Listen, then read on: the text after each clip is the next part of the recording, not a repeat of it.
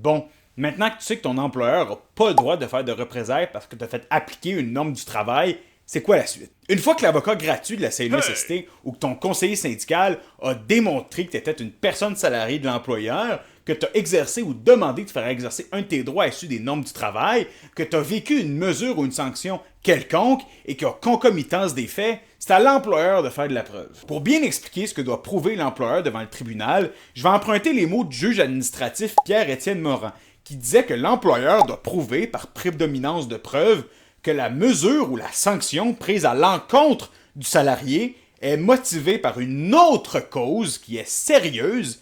étrangère à l'exercice d'un droit et qui n'est pas un simple prétexte. Vous comprenez donc que c'est l'employeur qui a la grosse job de preuve à faire, puis qui doit démontrer que la mesure qu'il a mise en place contre vous est pas du tout liée au fait que vous avez demandé de faire appliquer votre droit, puis qu'elle est motivée par une toute autre raison qui est juste et suffisante. Une autre chose qui est importante dans ce qu'a dit le juge Pierre-Étienne Morin, c'est que la mesure ne doit pas constituer un prétexte. Mais qu'est-ce que ça veut dire un prétexte dans ce cadre-là? Encore une fois, pour être sûr de bien expliquer ce qu'est un prétexte dans ce cas-là, je vais reprendre les mots du juge Morin qui dit que si le congédiement imposé s'appuyait sur des motifs valables au départ, comme l'insubordination, le congédiement est tout de même entaché au moins partiellement d'un motif illégal et est donc vicié.